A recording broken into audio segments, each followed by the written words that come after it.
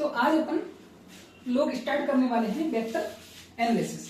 और vector analysis chapter, ये chapter एक ऐसा चैप्टर है जो कि 11th और 12th दोनों क्लास के लिए इंपॉर्टेंट है। और इस चैप्टर का जो मेन बात है कि ये 11th क्लास और 12th क्लास के लिए हर एक चैप्टर में यूज होने वाला टॉपिक है। कह सकते हैं कि कॉमन चैप्टर है, और कॉमन चैप्टर जी हमारे दोनों फिजिक्स के लिए बहुत इंपॉर्टेंट है, क्योंकि इसके बिना हम वेक्टर फिजिकल क्वांटिटी की स्टडी नहीं कर सकते। तो आज हम वेक्टर एनालिसिस टॉपिक को स्टार्ट करेंगे, और इसके लेकर के हम इस चैप्टर को, इस टॉपिक को डेप्थ में स्टडी करेंगे और समझेंगे कि वेक्टर आखिरकार इतना इंपॉर्टेंट क्यों है, और इसका आगे चल के हम अगले चैप्टर में, अगले डिफरेंट चैप्टर में इसका यूज भी करेंगे। तो देखिए, वेक्टर एनालिसिस सबसे बात आती है कि वेक्टर एनालिसिस में वेक्टर की डेफिनेशन क्या होती है। कॉमन बात करें तो वेक्टर एनालिसिस में वेक्टर की डेफिनेशन होती है कि it is associative property of vector physical quantity. मतलब किसी वेक्टर फिजिकल क्वांटिटी की ये एसोसिएटिव प्रॉपर्टी है। फिर कह रहा कि विदाउट इट्स इसके बिना we can not study of vector physical quantity. मतलब कि हम इस वेक्टर के बिना किसी भी वेक्टर फिजिकल क्वांटिटी की स्टडी नहीं कर सकते। हमें किसी वेक्टर फिजिकल क्वांटिटी की स्टडी करनी है या उससे रिलेटेड क्वेश्चंस को लगाने हैं, तो हमें वेक्टर का नॉलेज पहले होना बहुत जरूरी है। तो ये चैप्टर इसलिए इंपॉर्टेंट है क्योंकि वेक्टर फिजिकल क्वांटिटी आपको हर चैप्टर में कोई ना कोई मिलेगी। जैसे 12th क्लास में हो गई तो electric field, magnetic field, force, और बहुत सारी हमारी वेक्टर क्वांटिटी है। 11th क्लास में तो बहुत ज्यादा है, जैसे कि vector quantity, velocity, acceleration, momentum, force. तो वहां पर वेक्टर क्वांटिटी है तो वेक्टर इस्तेमाल होगा, कन्फर्म सी बात है। तो हम बात कर लेते हैं थोड़ा सा कि वेक्टर का नोटेशन क्या होता है, कि वेक्टर का साइन क्या होगा, उसका रिप्रेजेंटेशन क्या होगा। तो हम देखेंगे कि वेक्टर जो हमारे पास है ये वेक्टर का नोटेशन है। अब वेक्टर नोटेशन मतलब रिप्रेजेंटेशन आपके सामने है कि ये हमारा वेक्टर है, और इस वेक्टर में ये जो हमारे पास है सामने, इस वेक्टर का ये हेड होता है। और किसी भी वेक्टर का हेड क्या करता है कि वो रिप्रेजेंट करता है। तो रिप्रेजेंट करता है, क्या करता है, डायरेक्शन।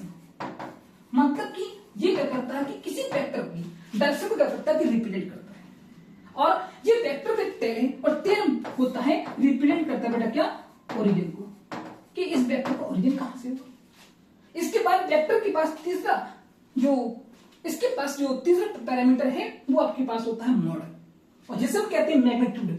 तो मॉड किसी वेक्टर का मॉड और उसका मैग्नीट्यूड किस बात को रिप्रेजेंट करता है, तो ये मैग्नीट्यूड क्या करता है कि रिप्रेजेंट करता है मतलब कि स्ट्रेंथ को, किसी वेक्टर की स्ट्रेंथ। जैसे मान लीजिए कि दो फोर्स हैं, तो दो फोर्स में एक फोर्स आपका है 2 न्यूटन और दूसरा फोर्स आपका 4 न्यूटन।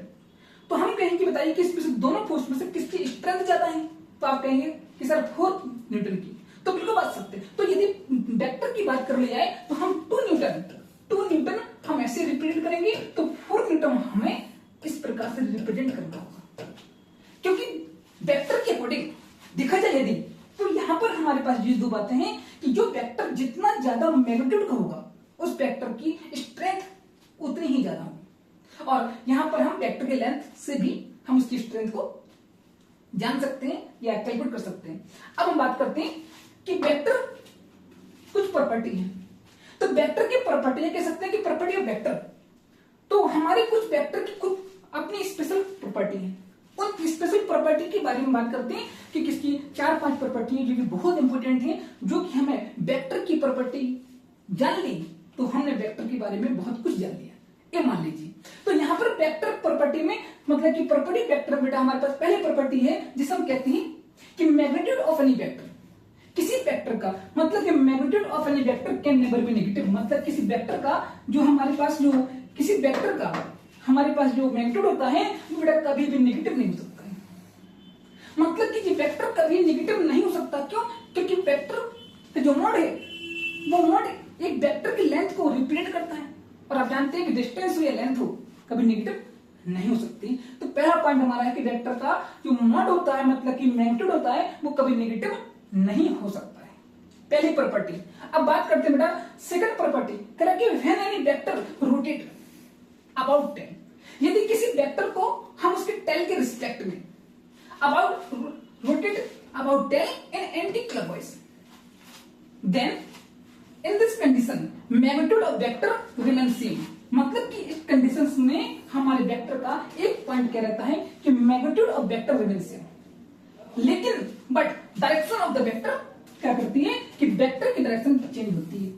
तो बेटा आपको ध्यान रखना कि हम किसी वेक्टर को रोटेट करते हैं तो उसके मैग्नीट्यूड तो सेम रहता है, मतलब कि डज नॉट चेंज, लेकिन डायरेक्शन मस्ट बी चेंज। तो यहां पर हम देखा कि हमारे पास पी वेक्टर है और पी वेक्टर को हमने रोटेट किया, तो मैंने माना कि पी वेक्टर से ये वेक्टर बन गया क्यू। अब मैंने क्यू वेक्टर क्यों लिखा, क्योंकि यहां पर वेक्टर की डायरेक्शन बदल गई। तो वेक्टर क्वांटिटी की हम दो चीजें बहुत जरूरी ध्यान देना है कि वेक्टर क्वांटिटी में उसका मोड बदले या डायरेक्शन बदले, दो में से कोई एक चीज बदलेगा तो वेक्टर 100% चेंज होगा।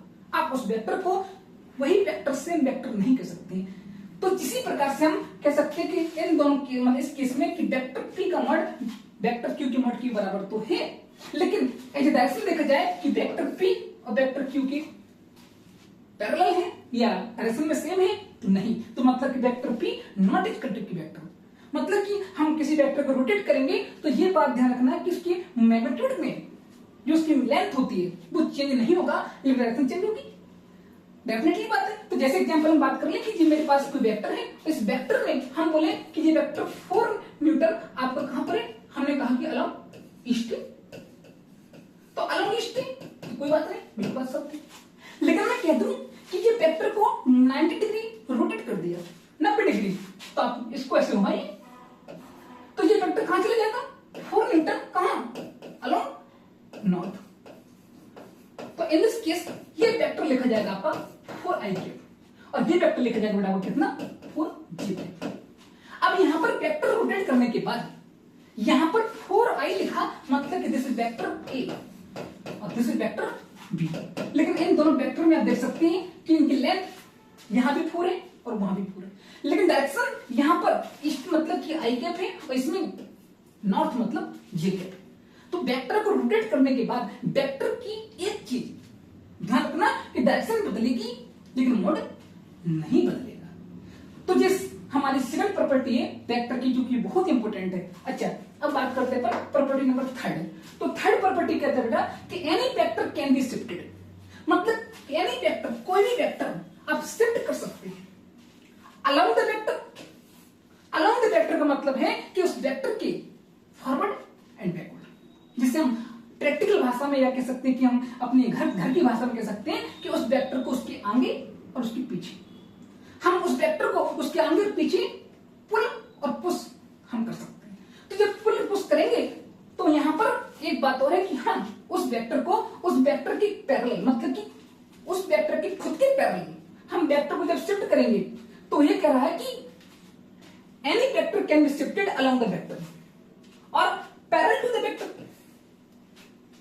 बिकॉज क्योंकि ऐसा क्यों कर सकते हैं, तो क्योंकि इन दिस कंडीशन, मतलब कि इस सिचुएशन में या इस कंडीशन में हम कह सकते हैं कि magnitude and direction of the vector क्या रहती है बेटा, वेरी, मतलब कि वेक्टर की क्या रहती है, रिमेन सेम, मतलब कि ये दोनों चीजें वेरी नहीं करती।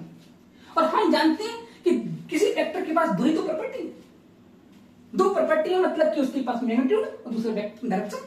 तो यदि किसी वेक्टर को हम ऐसा करते हैं तो देख सकते हैं कि ये मेरे पास वेक्टर पी है।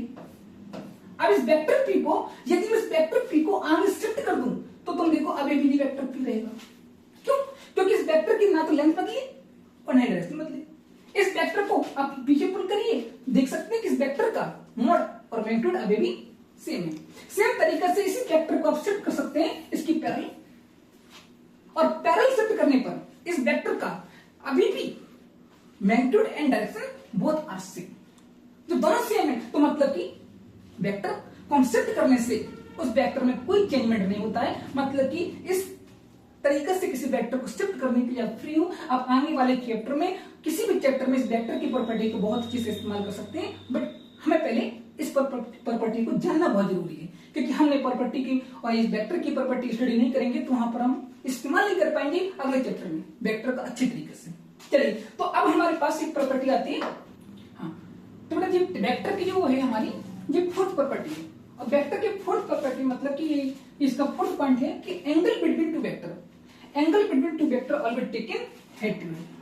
हमेशा हमें क्या करना कि दो वेक्टर के बीच का एंगल हेड टू हेड लेते हैं, और यदि हमें वेक्टर के बीच का हेड और टेल के बीच का एंगल दे रखा है उसे कभी गलती से मत लेना, क्योंकि जैसे मान लो ये थीटा दे रखा है और मैं बोलूं कि ये आपका 120 एंगल है, तो 120 एंगल, ये एंगल आपका वेक्टर का दोनों वेक्टर के बीच का एंगल नहीं है। आप कहेंगे सर क्यों? तो क्योंकि हमने बताया कि आपको दो वेक्टर के बीच का एंगल आपको हेड टू हेड लेना, और ये वेक्टर तो 120 जो आपके पास है, गौर से देखेंगे तो ये तो आपका हेड टू टेल है, तो हेड टू टेल है। और मैंने कहा कि आपको हेड टू टेल कभी वेक्टर का एंगल नहीं लेना है और ना ही किसी न्यूमेरिकल में इस एंगल को लेके यूज करना है। फिर करना क्या है, तो हम बोलेंगे कि आप क्या करें, इस वेक्टर को थोड़ा सा आगे शिफ्ट करें, इस वेक्टर को, और वेक्टर को शिफ्ट करने के बाद इस वेक्टर को भी आप शिफ्ट कर सकते हैं थोड़ा सा बैक, और दोनों वेक्टर के हेड से हेड मिला दो, और हेड से हेड में एंगल मिलाएंगे तो जो एंगल निकल के आएगा, मतलब कि ये पूरे एंगल 180 होता है और ये कितना 120 है। तो आप कह सकते हैं कि सर जी एंगल कितना बचा, तो ऑटोमेटिक ये आपका एंगल कितना बचा 60 डिग्री, मतलब कि π/3, और जो π/3 आपका एंगल है यही आपका आंसर होगा। लेकिन आपने धोखे से भी 120 एंगल को मार्क किया तो वो एंगल बिटवीन टू वेक्टर नहीं है, क्योंकि बहुत सारे क्वेश्चंस में आपको जो डेटा गिवन होता है वो आंसर नहीं होता है, लेना कुछ और है और दिखा कुछ और है, दिखाएगा कुछ और। क्योंकि क्वेश्चंस में, एग्जामिनर क्वेश्चंस में क्या करता है कि आपको सिर्फ कंफ्यूज करता है, और आपको चाहते हैं कि आप कितनी जल्दी कंफ्यूज हो, क्योंकि आप गलत चीज को चूज करें, और गलत चीज को जैसे आप चूज करेंगे आपका क्वेश्चन गलत हो गया। और वो ये तो चाहते हैं कि एग्जाम हॉल में आपके पास टाइम कहां बचा। तो इसी तरीके से हम बात करें बेटा कि हमारे वेक्टर का जो एक पॉइंट है, फिफ्थ पॉइंट है, और इस वेक्टर की फिफ्थ पॉइंट को अपन समझते हैं कि किसी भी वेक्टर की, और फिफ्थ पॉइंट बेटा क्या करना है हमें कि वेक्टर की मैग्नीट्यूड को निकालना है। तो ये कह रहा है कि मोड या magnitude of any given vector, कोई वेक्टर मुझे दिया गया है और वेक्टर मुझे गिवन है, तो ये आप देख सकते हैं कि आपके सामने पी वेक्टर दे रखा है। पी वेक्टर एक लेट किया, सपोर्टेड कि let P vector is equal to ai plus a2j plus a3k, और मुझे इस वेक्टर का निकालना है मोड, या इसी को हम बेटा कह सकते हैं मैग्नीट्यूड। तो हम इस वेक्टर को हम मोड कह सकते हैं, या बेटा हम कहते हैं इसी को मैग्नीट्यूड कह सकते हैं। तो वेक्टर का मोड और मैग्नीट्यूड हमें निकालना है। तो वेक्टर का मोड या मैग्नीट्यूड निकालने के लिए हम क्या करते हैं कि बेटा सबसे पहले हम लगाते हैं स्क्वायर रूट, लगाते हैं इस तरीके से, और स्क्वायर रूट लगा करके आई का कोएफिशिएंट लेते हैं, आई का कोएफिशिएंट, तो आई के कोएफिशिएंट इस पर और प्लस लगा दिया। इसके बाद हम क्या करेंगे कि जे के मतलब कि जे का कोएफिशिएंट जो लेंगे, जिस साइन पॉजिटिव होगा पॉजिटिव, नेगेटिव होगा तो नेगेटिव, और स्क्वायर करके फिर इसी तरीके से हम क्या करेंगे के का कोएफिशिएंट लेंगे और उसमें से स्क्वायर करके तीनों को ऐड करेंगे। ऐड करके एक सॉल्व करने के बाद एक न्यूमेरिकल वैल्यू आएगी, जैसे कि आप देख सकते हैं, थोड़ा सा इसको लेके हम समझते हैं कि ये एग्जांपल इसी पॉइंट का लिए लेके रखा है आपके साइड में। तो कह रहा है कि find mode of given vector, हमें वेक्टर का मोड निकालना है, और वेक्टर मेरे सामने, आपके सामने ऑलरेडी लिखा हुआ है कि P vector is equal to 3i minus 4j plus 5k, और इस वेक्टर का मोड निकालना है। तो हम इस वेक्टर का मोड निकालेंगे तो लिखेंगे पी वेक्टर और लगाएंगे स्क्वायर रूट, और हम यहां पर आई का कोएफिशिएंट लेंगे और कोएफिशिएंट स्क्वायर करेंगे, प्लस जे का कोएफिशिएंट लेकर के हम जे के कोएफिशिएंट स्क्वायर करेंगे, प्लस हम के कोएफिशिएंट को लेकर के स्क्वायर करेंगे, और स्क्वायर करने के बाद देखा कि 3 की स्क्वायर बेटा 9 और 4 की स्क्वायर 16 और 5 की स्क्वायर 25, और आफ्टर एडिंग ये बेटा पूरी वैल्यू आपको मिलेगी रूट 50, और 50 again simplified written as 5 root 2, because 50 break into 25 into 2 and 25 square root से बाहर आ जाएगा, और बेटा ये कितना आपका 2 रूट 2, हम कह सकते हैं दिस इज यूनिट, मतलब कि वेक्टर की और ये वेक्टर किसी में भी आपको मिल सकता है, मीटर में, सेंटीमीटर में और किलोमीटर में। तो इस वेक्टर की यूनिट ये डिफाइन करेगा। तो हम इस तरीके से किसी भी वेक्टर की हम मॉड को निकाल सकते हैं। एक एग्जांपल और लेते बेटा कि जैसे मान लीजिए हम कहते हैं कि मेरे पास एग्जांपल 2 है और जो एग्जांपल 2 में है कि पी वेक्टर इक्वल टू हम ले रखी बेटा कितना 3 I cap plus J cap plus K cap. Then find mod of given vector, find mod of given vector. तो जो बहुत ही छोटा सा क्वेश्चन है एज ए प्रैक्टिस के लिए। तो हमने क्या किया कि पी वेक्टर लिया और पी वेक्टर को बेटा मॉड लगा दिया। मॉड लगाने के बाद इसका रूट लगाया और हमने देखा कि आई के कोएफिशिएंट का स्क्वायर लेना है। तो आई का कोएफिशिएंट यहां कितना है 3, तो 3 का स्क्वायर किया, प्लस लगा दिया। फिर कोएफिशिएंट ऑफ के, लेकिन दिक्कत यहां पर है कि जे का कोएफिशिएंट यहां पर आपको दिख नहीं रहा। तो हम जानते हैं कि इसका कोएफिशिएंट कुछ नहीं तो 1, इसका भी कितना 1, तो 1 लेके करेंगे। तो यहां पर 1 का स्क्वायर 1 किसका 1।